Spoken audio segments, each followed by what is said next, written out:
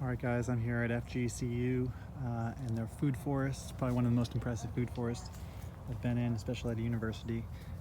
We've got the sapodillas here. I'm just going to walk through a bunch of katuk, edible greens, more sapodilla, macadamia, giant moringa. It's like an overstory, at least relative to the trees around it. Firebush, tea mulberry. They said it's very productive here. Very large mulberries, big leaves. Some of these I've never heard of before. It's probably an interesting one. If it's in the myrtle family, it's probably an interesting fruit. We've got avocados, bananas, more katuk. Let's move a little quicker, find some new species. Chaya. This big mulberry arch that they pruned.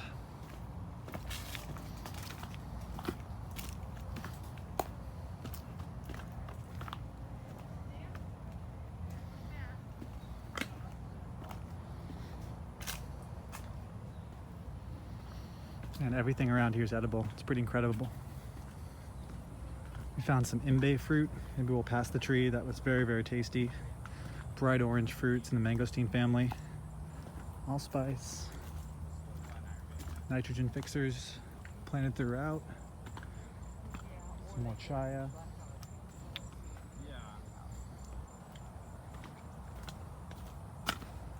Mexican sunflower is like a biomass crop that can be cut down and used as fertilizer. Coconuts, pineapples, cassava, passion fruit on this fence back here. So much diversity.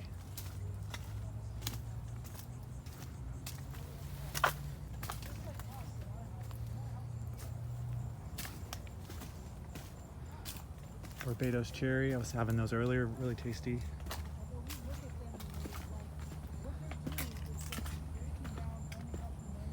Join the conversation over here.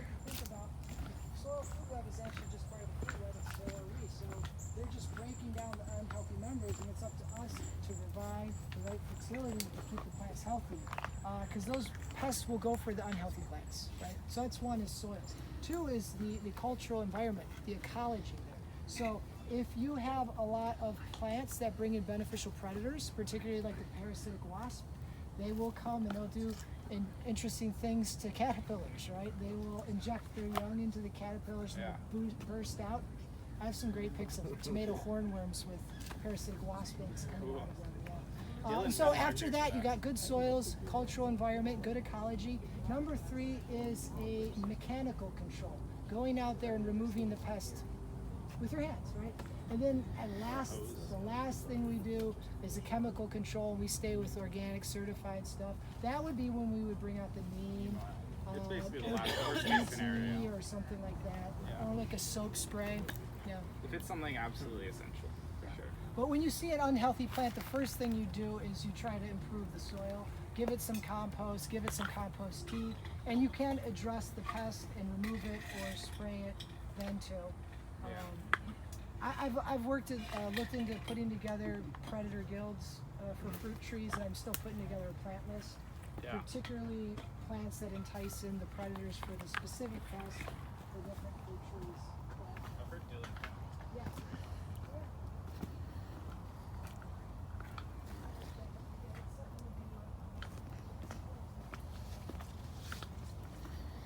All right, let's see what else we have going on here.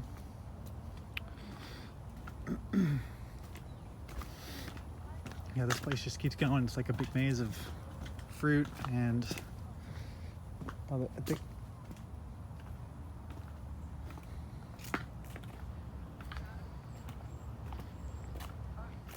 got some jaboticaba here, which is a fairly rare tropical fruit, and apparently they're getting had a red jaboticaba that was stolen because they left the price tag on, which is really too bad. But hey, you know, if it's an open to the public sort of situation, that stuff can happen.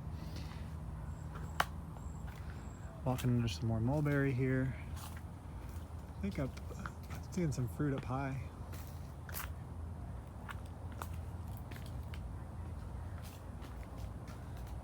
You can zoom in there.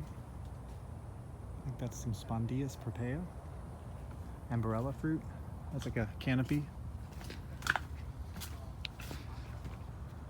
This looks like an annona of some kind. It doesn't have a sign.